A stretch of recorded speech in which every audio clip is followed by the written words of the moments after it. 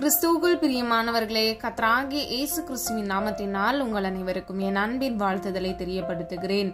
நாம் இன்று பாவத்திற்கு விரோதமான போராட்டம் என்கிற தலைப்பின் கீழ் தியானிக்க போகிறோம்.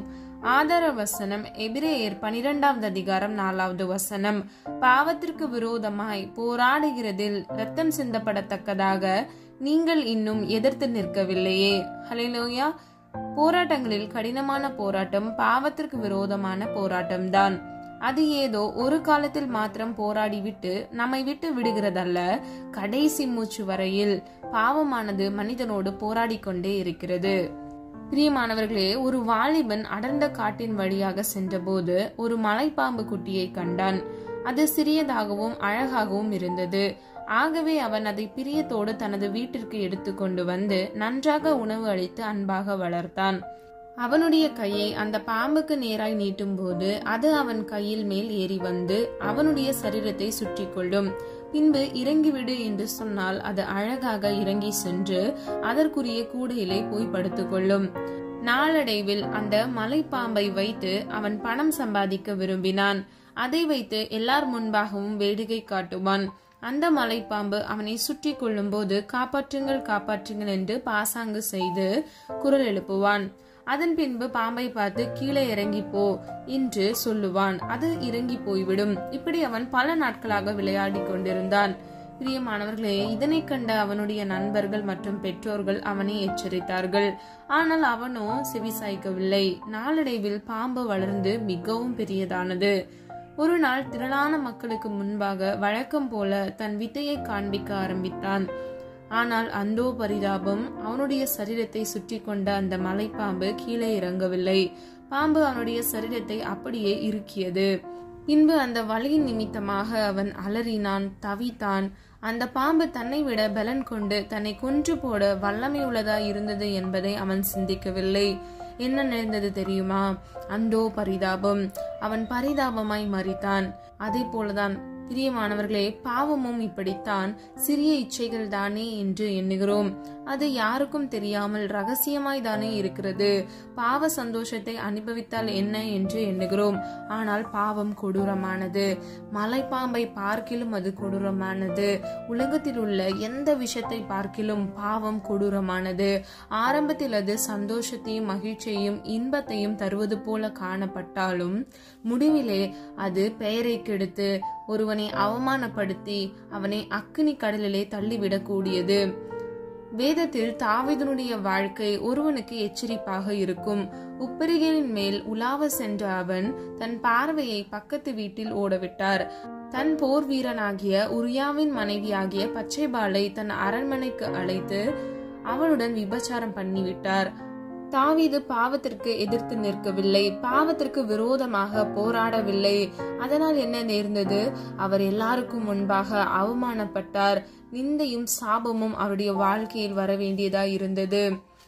அது மாத்திரமல்ல, அந்த சாபத்தினால் அவருடைய மறுமனையாட்டிகளிடத்தில் பட்டப்பகலில் அப்சலோமினால் கற்பழிக்கப்பட்டார்கள். சாபம் அந்த குடும்பத்தை தொடர்ந்தது. பிரியமானவர்களே, ஒரு நாளும் பாவத்திற்கு நாம் இடம் கொடுக்க கூடாது. பாவம் இருக்கிற இடத்திலிருந்து விலகி ஓடிவிட வேண்டும். வேதத்தில் யோசேப்பு நமக்கு முன்மாதிரியை கற்றுக் கொடுத்திருக்கிறார். ஆதியாகமம் 39வது அதிகாரம் 9வது வசனத்தின்படி, நான் இத்தனை பெரிய பொல்லாங்குக்கு உடன்பட்டு தேவனுக்கு விரோதமாய் பாவம் செய்வது எப்படி என்றான். பிரியமானவர்களே, பாவம் அவரை மேற்கொள்ள வேண்டும் என்று ஒரு பெண் மூலமாக வரும் பொழுது யோசேப்பு தன் வாலிப வயதிலேயே கர்த்தர் மீது அன்பும் பயபக்தியினால் நிறைந்தபடியினால் அவர் அந்த பாவத்தை விட்டு விலகி ஓடினவராயிருந்தார். பிரியமானவர்களே, இன்னைக்கு நீங்க கூட கர்த்தர் மீது பயபக்தியும் அன்பும் உங்களுக்குள் இருக்கும் பொழுது நீங்கள் இந்த பாவத்தை விட்டு விலகி ஓடுகிறவர்களாய், இந்த பாவத்தை மேற்கொள்கிறவர்களாய் நீங்கள் இருக்க முடியும். ஒருவேளை இந்த காணொலியை கேட்டுக்கொண்டிருக்கிற நீங்க யாராவது பாவத்தில் விழுந்து விட்டு எழும்ப முடியாமல் நீங்க தவித்து கொண்டிருக்கிறீங்களா?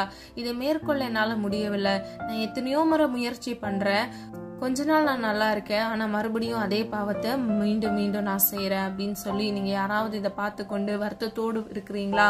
பிரியமானவர்களே, நீங்கள் இதை மேற்கொள்ள வேண்டும் என்றால் முதலாவது நீங்கள் உபவாசித்து கர்த்தருடைய சமூகத்துல நீங்க ஜெபிக்க வேண்டும். கர்த்தர் உங்களுக்கு என்று உங்களுடைய பாவத்தை நீங்கள் மேற்கொள்வதற்கு, உங்கள் பாவத்திலிருந்து உங்களை விடுதலையாக்குவதற்கு, பரிசுத்தமாக்குவதற்கு அவர் சிலுவையில் இரத்தம் சிந்திவிட்டார். நீங்கள் என்ன செய்ய வேண்டும்? அந்த இரத்தத்தின் வல்லமையினால் நீங்கள் ஜெபித்து ஜெயத்தை பெற்றுக்கொள்ள வேண்டும். ஹல்லேலூயா. பிரியமானவர்களே, விசுவாசிக்கிறவனுக்கு எல்லாம் ஆகும் என்று வேதம் சொல்லுகிறது. அப்போ நீங்க விசுவாசத்தோடு ஜெபிக்கும் போது நிச்சயமாக கர்த்தர் உங்களுக்கு அற்புதத்தை கட்டளையிடுவார். முதல்ல நம்ம பார்த்தது போல பாவத்திற்கு விரோதமாய் போராடுகிறதில் இரத்தம் சிந்தப்படத்தக்கதாக நீங்கள் இன்னும் எதிர்த்து நிற்கவில்லையே. ஹல்லேலூயா. பிரியமானவர்களே, நம்ம பிசாசுக்கு எதிர்த்து நிற்க வேண்டும், பாவத்திற்கு எதிர்த்து நிற்க வேண்டும். சத்ருவானவனுக்கு நீங்கள் எதிர்த்து நிற்கும் பொழுது அவன் உங்களை விட்டு ஓடி போவான் என்று வேதம் சொல்லுகிறது. இன்னைக்கு நீங்க யாரெல்லாம் மறைவான பாவங்கள் யாருக்குமே தெரியாது நினைச்சிட்டு இருக்கீங்களோ, ஆனா இதெல்லாம் கர்த்தருக்கு தெரியும். மனிதரோ முகத்தை பார்க்கிறார்கள், கர்த்தரோ உங்கள் இருதயத்தை பார்க்கிறார். அப்போ உங்களுடைய அந்தரங்க வாழ்க்கையில் இருக்கக்கூடிய இருளான பாவம், அசுத்தமான அருவருப்பான பாவங்களை நீங்கள் மேற்கொள்கிறவர்களாய் இருக்க வேண்டும்.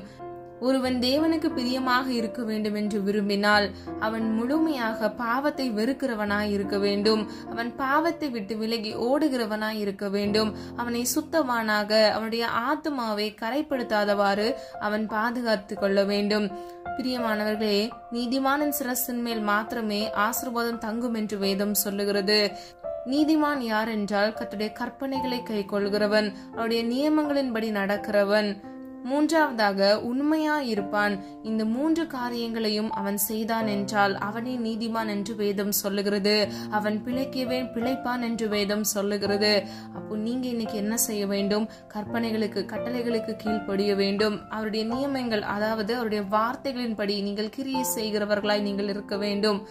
மூன்றாவதாக நீங்கள் உண்மையா இருக்க வேண்டும். நீங்க இந்த உலகத்தில் வாழ் சர்வ சதா நாட்களிலும் நீங்கள் உண்மையா இருந்து நீதிமானா இருக்கும் பொழுது கர்த்தர் உங்களை நிச்சயமாக ஆசீர்வதிப்பார். இந்த பாவங்களை மேற்கொள்ள கிருபை செய்வார். ஒருவன் கட்டளைக்கு கீழ்ப்படியவில்லை என்றாலே அவன் பாவத்தில் இருக்கிறான் என்று வேதம் சொல்லுகிறது. பிரியமானவர்களே, பாவத்தை விட்டு, பாவத்திற்கு விலகி, பாவத்தை வெறுத்து தள்ளுகிறவர்களாய் நீங்கள் இருக்க வேண்டும். அப்பொழுது கர்த்தர் உங்கள் வாழ்க்கையில் அற்புதத்தை கட்டளையிடுவார், உங்களை ஆசீர்வதிப்பார். நீங்கள் ஆசீர்வாதமாக மாத்திரமல்ல, பிறருக்கு ஆசீர்வாதமாக இருப்பீர்கள். எந்த இடங்கள்ல நீங்க வெட்கப்பட்டு தலை குனிந்து நின்றீர்களோ அந்த இடத்தில் கர்த்தர் உங்கள் தலையை உயர்த்துவார். பிரியமானவர்களே, பாவம் ஒரு மனிதனுக்குள் வரும் பொழுது நம்ம முன்பு பார்த்தது போல அவனுடைய பெயரை கெடுக்கிறது, அவனுக்கு அவமானத்தை கொடுக்கிறது, அவனை கடைசியாக அக்கினி கடலிலே தள்ளுகிறது. பிரியமானவர்களே, நீங்க மிகவும் ஜாக்கிரதையாக இருக்க வேண்டும். ஹல்லேலூயா. நம்ம எல்லாரும் ஒரு மனதா ஜெபிக்கலாமா? அன்பின் பிதாவே, அப்பா, எங்கள் ஒவ்வொருவரையும் அது கரத்தில் ஒப்பு கொடுக்கிறோம். ஒவ்வொரு பிள்ளைகளுடைய வாழ்க்கையில ஆண்டவரே அப்பா, நீர் விரும்புகிற பரிசுத்தத்தை கட்டளையிடுங்கப்பா. எங்களிடத்தில் அநேக குற்றங்கள் உண்டு, குறைகள் உண்டு அப்பா. தயவாய் மன்னிங்க. பாவத்திற்கு விரோதமாய் போராட இயேசுவின் நாமத்தினால் கிருபை செய்யுங்க. எங்க வாழ்வின் எல்லை முடியும் வந்த வரையிலும் என் கர்த்தருக்காக நிலைத்து நிற்க இயேசுவின் நாமத்தினால் அப்பா ஒவ்வொரு பிள்ளைகளுக்கும் கிருபை கொடுங்க தகப்பனே. அப்பா, மாம்சத்திற்கு விரோதமாக போராடுகிற எல்லா அந்தகார கிரியைகள், துரைத்தனங்கள் இயேசுவின் நாமத்தினால் நிர்மூலமாக்கி போடுங்கப்பா. எங்களுடைய வாழ்க்கையை முது கரத்தில் ஒப்பு கொடுக்கிறோம் ஆண்டவரே. நீர் எங்களை விடுதலையாக்கினால் மெய்யாகவே விடுதலையாவோம் தகப்பனே. குமாரன் எங்களை விடுதலையாக்க வல்லவரா இருக்கிறீர் தகப்பனே. ஒவ்வொரு பிள்ளைகளையும் அப்பா பேர் பேராய் ஆசீர்வதிக்கும்படியாய் ஜெபிக்கிறேன் ஆண்டவரே. இந்த பாவ அடிமைத்தனத்திற்கு விலக்கி இயேசுவின் நாமத்தினால் பிள்ளைகளுடைய சிறையிருப்பை தகர்த்தெறிந்து பிள்ளைகளை ஆசீர்வதிக்கும்படியாய் ஜெபிக்கிறேன். பரிசுத்தமாய் வாழ கிருபை செய்யுங்க. உடைய அழைப்புக்கு கீழ்ப்படிந்து பாத்திரவான்களாய் இருக்க கிருபை செய்யுங்க. வலது இடதுபுறம் சாய்ந்து விழுந்து போகாதபடிக்கு உடைய நித்திய பரிசுத்த வழியில நடந்து நீர் உம்முடைய பிள்ளைகளுக்கு வாக்குத்தத்தம் பண்ணின அந்த ஜீவ கிரீடத்தை ஒவ்வொருவரும் பெற்றுக்கொள்ள, சுதந்திரித்துக் கொள்ள இயேசுவின் நாமத்தினால் கிருபை செய்வீராக. பாவம் செய்கிற ஆத்துமா சாகும் என்று வேதம் சொல்லுகிறது தகப்பனே. அப்பா, ஒருவரும் கேட்டுக்கு போகாதபடிக்கு இந்த காணொலியை கேட்டுக்கொண்டிருக்கிற ஒவ்வொரு பிள்ளைகளும் அப்பா நித்தியத்தை சுதந்திரித்த அந்த இளைப்பாறுதல் தேசத்தை சுதந்திரித்துக் கொள்ள இயேசுவின் நாமத்தினால் கிருபை செய்வீராக. ஒவ்வொரு பிள்ளைகளையும் தகுதிப்படுத்துங்க. ஒவ்வொரு பிள்ளைகளையும் ஆசீர்வதிங்க. ஒவ்வொரு பிள்ளைகளின் குடும்பங்களை இயேசுவின் இரத்த கோட்டைக்குள் மூடி மறைத்து பரிசுத்தமாய் வாழ கிருபை செய்யுங்க. தேவ தூதர்களை விட்டு பாதுகாத்துக் கொள்ளுங்கப்பா. ஒவ்வொரு பிள்ளைகளுடைய வாழ்க்கையில உடைய சித்தம் நிறைவேறட்டும் அப்பா. தாழ்த்துகிறோம், வெறுமையாக்குகிறோம். ஜெபித்த ஒவ்வொரு ஜெபங்களுக்கும் நீர் ஆமென்று மாமென் என்று பதில் கொடுத்து விட்டீர். அதற்காக நன்றி செலுத்துகிறோம். ஒவ்வொரு பிள்ளைகளுக்கும் ஜெபாவின் விண்ணப்பத்தினால் நிரப்பி ஜெபித்த ஜெயத்தை பெற்றுக்கொள்ள இயேசுவின் நாமத்தினால் கிருபை செய்யுங்க. ஆசீர்வதிங்க, பொறுப்படுத்திக் கொள்ளுங்க, பாதுகாத்துக் கொள்ளுங்க. உம்முடைய நாமம் மாத்திரம் மகிமைப்படுவதாக. மீட்பர் இயேசு கிறிஸ்துவின் மூலம் ஜெபிக்கிறோம் ஜீவனுள்ள நல்ல பிதாவே, ஆமேன். God bless you. பிரியமானவர்களே, இந்த வீடியோ உங்களுக்கு பிடிச்சிருந்துச்சுன்னா லைக் பண்ணுங்க, சப்ஸ்கிரைப் பண்ணுங்க மற்றும் பெல் ஐகான் கிளிக் பண்ணுங்க. God bless you.